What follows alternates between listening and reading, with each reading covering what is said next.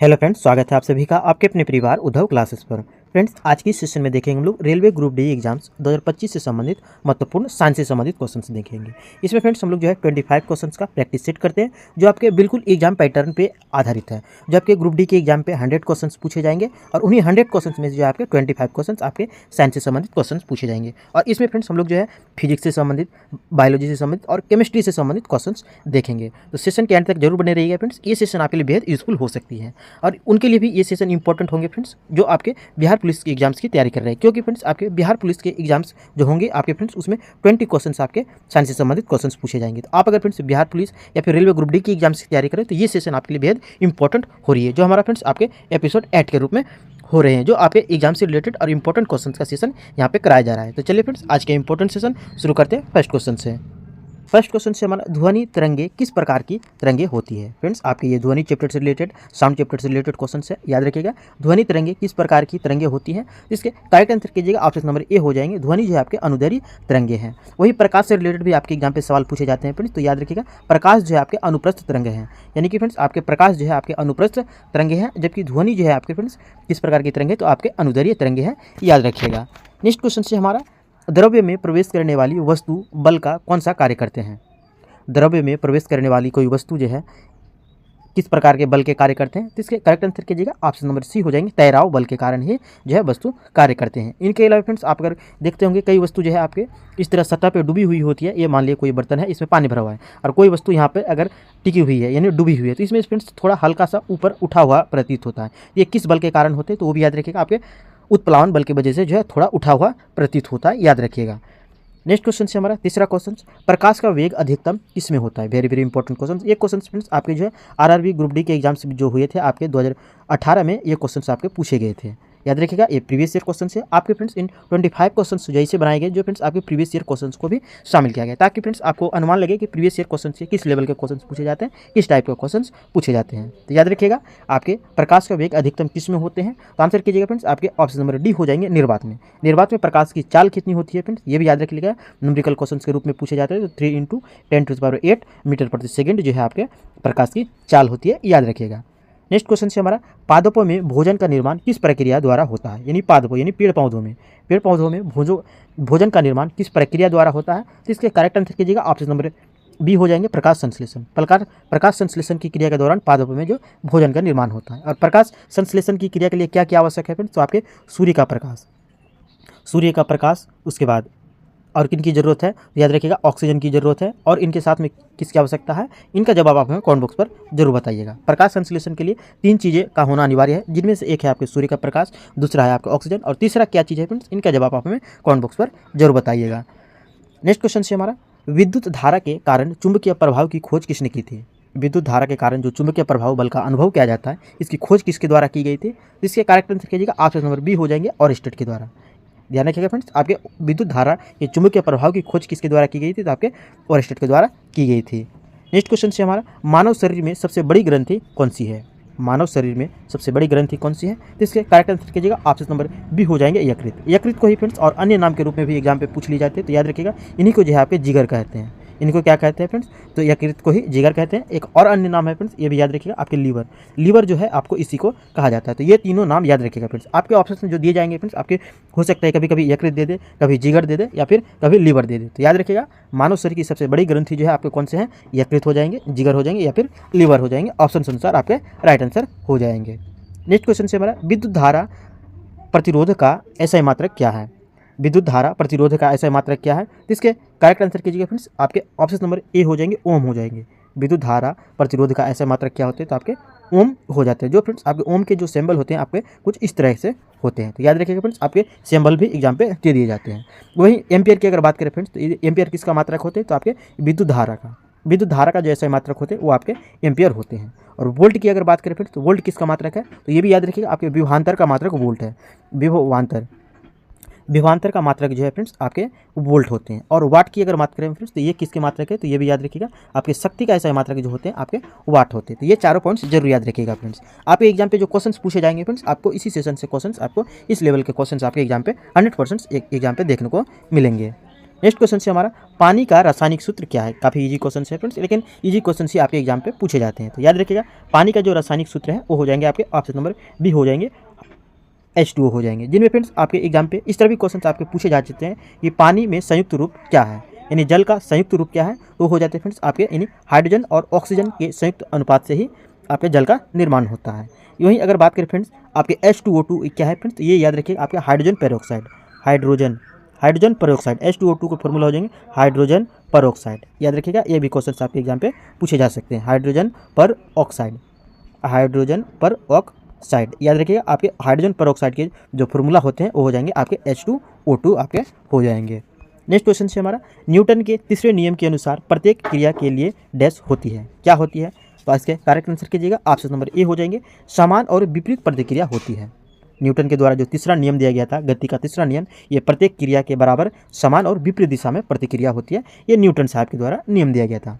Friends आपको अगर हमारी सेशन पसंद आ रही है, प्रश्न की क्वालिटी कंटेंट आपके लिए हेल्पफुल हो रही है, तो सेशन को एक लाइक और एक शेयर जरूर कीजिएगा। और आप अगर फ्रेंड्स हमारे इस उद्धव क्लासेस पर नहीं है तो उद्धव क्लासेस को सब्सक्राइब कर लीजिएगा और बेल आइकन को भी प्रेस कर लीजिए ताकि आपको मेरे आने वाले इसी तरह के इंपॉर्टेंट वीडियो नोटिफिकेशन आप तक पहुँचते रहें। नेक्स्ट क्वेश्चन से हमारा 10वां क्वेश्चन, रेडियो एक्टिविटी की खोज किसने की थी। रेडियो एक्टिविटी की खोज किसने की थी, इसके करेक्ट आंसर कीजिएगा फ्रेंड्स आपके ऑप्शन नंबर बी हो जाएंगे हेनरी बैक्यूरेल के द्वारा जो है फ्रेंड्स आपके रेडियो एक्टिविटी की खोज की गई थी। वहीं अगर बात करें फ्रेंड्स मैरी क्यूरी के द्वारा किसकी खोज की गई थी, तो याद रखिएगा फ्रेंड्स आपके रेडियम की जो खोज की गई थी ये आपके मैरी क्यूरी के द्वारा खोज की गई थी, याद रखिएगा। वही अगर आइंस्टीन की अगर बात करें फ्रेंड्स तो जो प्रकाश वैद्युत सिद्धांत यानी अल्बर्ट आइंस्टीन के द्वारा दिया गया था, जो आपके फॉर्मूला बनते हैं फ्रेंड्स आपके E = mc², ये जो सिद्धांत दिया गया था प्रकाश का सिद्धांत, ये किसके द्वारा दिया गया था, तो आपके अल्बर्ट आइंस्टाइन के द्वारा दिया गया था। नेक्स्ट क्वेश्चन से हमारा जल का पीएच मान कितना होता है। वेरी इंपॉर्टेंट क्वेश्चन फ्रेंड्स, आपके इस तरह के क्वेश्चन आपके एग्जाम पे पूछे जाते हैं, चलते फिरते क्वेश्चन जो फ्रेंड्स आपके सारे क्वेश्चन आपके एनसीईआरटी बेस्ड क्वेश्चन पूछे जाते हैं। और ये क्वेश्चन जो फ्रेंड्स आपके एनसीईआरटी बेस्ड 25 क्वेश्चन का सिलेक्शन किया गया है, जो फ्रेंड्स आपके एग्जाम पे 100% एग्जाम पे देखने को मिलेंगे। तो याद रखिएगा जल का पीएच मान कितना होता है, तो इनका जल का पीएच मान जो होते हैं फ्रेंड्स आपके 7 होते हैं। और 7 क्यों होते हैं फ्रेंड्स, क्योंकि जो आपके पीएच परास होते हैं आपके 0 से लेकर के 14 तक के बीच, इनमें से जो 7 होते हैं आपके बीचों बीच होते हैं। और जो 7 किसको दर्शाते हैं, तो आपके उदासीन विलयन को दर्शाते हैं। जबकि जल का गुण क्या ऐसा है, तो आपके उदासीन है, इसीलिए इसका पीएच मान जो है आपके 7 की प्राप्ति होती है। इनके अलावा फ्रेंड्स जल की अगर कलर बात करें तो जल की जो है कोई कलर नहीं है, यानी जल जो है फ्रेंड्स आपके कलरलेस है, यानी रंगहीन है। जल का रंग कैसा है, तो याद रखिएगा आपके रंगहीन है। जल जो है आपके रंगहीन है। साथ में ये भी याद रखिएगा जल जो है कैसा है स्वाद में, तो आपके स्वादहीन है। ये भी क्वेश्चन आपके एग्जाम पे पूछे जा सकते हैं। जल की खासियत क्या है, तो जल रंगहीन है, स्वादहीन है, और जो है इसका जो स्वाद कैसा है, यानी कि अम्लीय विलयन कैसे होते हैं, पीएच मान कैसे होते हैं, तो 7 होते हैं, क्योंकि यह जो है आपके उदासीन है। नेक्स्ट क्वेश्चन से हमारा सोडियम का रासायनिक प्रतीक क्या होता है।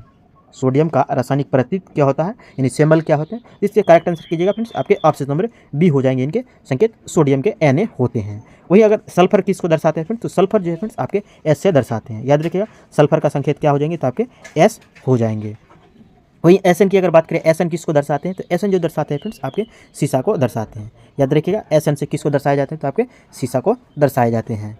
नेक्स्ट क्वेश्चन से हमारा तेजाब का पीएच मान कितना होता है। तेजाब बोलते हैं फ्रेंड्स आपके अम्ल का पीएच मान कितना होता है, तो जस्ट पहले मैंने बताया फ्रेंड्स जो आपके पीएच परास होते हैं आपके 0 से लेकर के आपके 14 तक के बीच होते हैं, और बीच में 7 होते हैं। जो विलयन 7 से कम होंगे फ्रेंड्स आपके पीएच दर्शाएंगे, 7 से कम वैल्यू को दर्शाएंगे, वो आपके अम्लीय होंगे, और जो आपके 7 से अधिक दर्शाएंगे वो हो जाएंगे आपके क्षारीय हो जाएंगे। तो याद रखिएगा आपके जिनमें से तेजाब यानी कि अम्ल का पीएच मान कैसा होगा, तो आपके 7 से कम हो जाएगा, क्योंकि आपके पीएच परास में 7 से जो कम होते हैं वो होते हैं आपके अम्लीय होते हैं, और जो 7 से अधिक होते हैं वो आपके 7 से अधिक होते हैं, और जो कम होते हैं वो आपके अम्लीय कहलाते हैं। नेक्स्ट क्वेश्चन से हमारा एक अणु में परमाणु जोड़े रखने वाले बल को क्या कहते हैं। एक अणु में परमाणु को जोड़े रखने वाले बल को क्या कहते हैं, इसके करेक्ट आंसर कीजिए रासायनिक बंधन। रासायनिक बंधन के कारण ही जो है अणु जो है आपके परमाणुओं के द्वारा जुड़े हुए होते हैं। जैसे कि आपके H2 है, H2O है, इनमें से जो है फ्रेंड्स आपके परमाणु बंधन जो है आपके हाइड्रोजन के साथ ऑक्सीजन जुड़े जो है, ये किसके कारण जुड़े हैं, तो आपके रासायनिक बंधन के कारण ही जुड़े हुए हैं। नेक्स्ट क्वेश्चन से हमारा सूखा बर्फ किसे कहते हैं? सूखा बर्फ किसे कहा जाता है? जिसके करेक्ट आंसर कीजिएगा ऑप्शन नंबर बी हो जाएंगे ठोस कार्बन डाइऑक्साइड।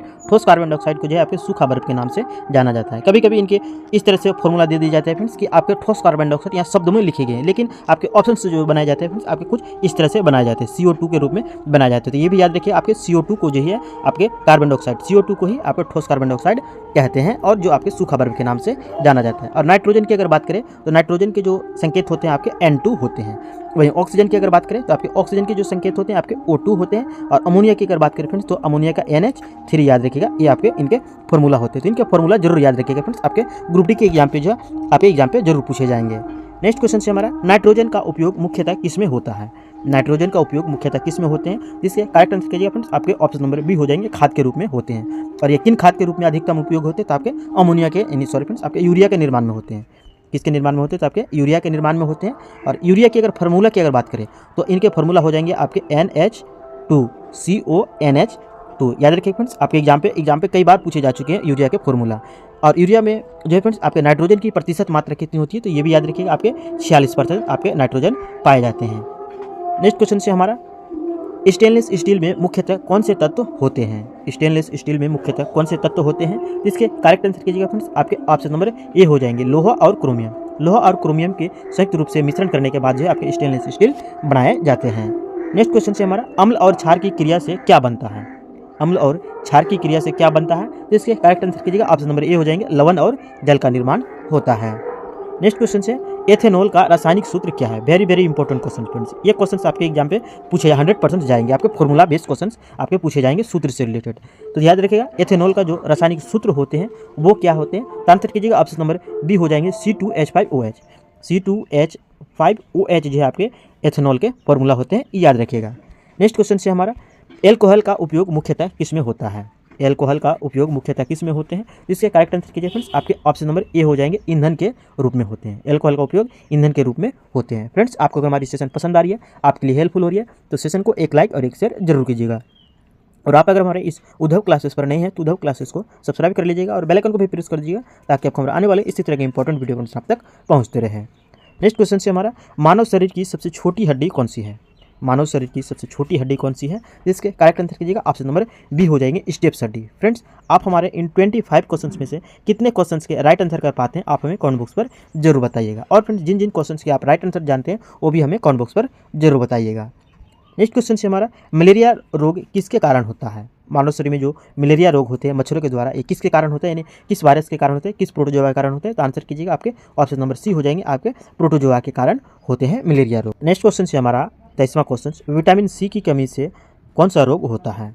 मानव शरीर में जो विटामिन सी की कमी से कौन से रोग होते हैं? जिसके करेक्ट आंसर कीजिए फ्रेंड्स आपके ऑप्शन नंबर बी हो जाएंगे स्कर्वी रोग। स्कर्वी रोग जो है फ्रेंड्स आपके मानव शरीर में विटामिन सी की कमी से होते हैं। और वहीं रिकेट्स की अगर बात करें फ्रेंड्स, मानव शरीर में रिकेट्स की कौन सी बीमारी होती है, किस विटामिन की कमी से होते हैं? तो आपके विटामिन डी की कमी से जो है आपके रिकेट्स नामक बीमारी होती है। और बेरी की अगर बात करें फ्रेंड्स मानव शरीर में, तो आपके विटामिन बी की कमी से जो है आपके मानव शरीर में बेरी रोग होते हैं। और वहीं अगर विटामिन ए की कमी से कौन से रोग होते हैं तो ये भी याद रख लीजिए फ्रेंड्स। साथ में आपके रेटिनॉल बीमारी जो है फ्रेंड्स आपके ये आँख को प्रभावित करने वाली बीमारी है, ये आपके विटामिन ए की कमी से होती है। तो याद रखिए आपके रेटिनॉल बीमारी किसको प्रभावित करती है? तो आपके आँख को प्रभावित करती है। नेक्स्ट क्वेश्चन से हमारा, मानव शरीर में कुल कितनी हड्डियाँ होती हैं? मानव शरीर में कुल कितनी हड्डियाँ होती हैं? तो इसके करेक्ट आंसर कीजिएगा ऑप्शन नंबर बी हो जाएंगे 206 हड्डियाँ होती है। हालांकि फ्रेंड्स आपके ये वयस्क को दर्शाते हैं। वहीं अगर नवजात शिशु की अगर बात करें, नवजात शिशुओं में कितने हड्डियों की संख्या होती है? तो उसमें जो है आपके 300 हड्डियाँ होती हैं। और यही नवजात शिशु जब आके यंगेस्ट में बदल जाते हैं, यानी युवावस्था में बदल जाते हैं, तब उस समय उसकी हड्डियाँ जो है आपके 206 हड्डियाँ हो जाती है। यानी कई सारे हड्डियों का जुड़ाव की वजह से जो है आपके नंबरों में कम हो जाते हैं। नेक्स्ट क्वेश्चन से हमारा, मनुष्य के शरीर में रक्त शुद्धिकरण किस अंग द्वारा होता है? मनुष्य के शरीर में रक्त का शुद्धिकरण किस अंग के द्वारा होता है? इससे करेक्ट आंसर कीजिएगा ऑप्शन नंबर बी हो जाएंगे गुर्दा के द्वारा। गुर्दा के द्वारा जो मानव शरीर में रक्त का शुद्धिकरण होता है। तो फ्रेंड्स, हमारा ये आज का एपिसोड यहीं से समाप्त हुआ। अगर फ्रेंड्स ये सेशन आपके लिए हेल्पफुल हुई है, पर्सनल क्वालिटी कंटेंट आपको अगर सेशन पसंद आई है तो सेशन को एक लाइक और एक शेयर जरूर कीजिएगा। और आप अगर फ्रेंड्स हमारे इस उद्धव क्लासेस पर नए हैं तो उद्धव क्लासेस को सब्सक्राइब कीजिएगा और बेल आइकन को भी प्रेस कीजिए ताकि आपको हमारे आने वाले इसी तरह के इंपॉर्टेंट वीडियो को आप तक पहुँचते रहे। अब फिर मिलते हैं फ्रेंड्स इसी तरह के इंपॉर्टेंट एपिसोड 9 के साथ नेक्स्ट सेशन में। Thanks for watching.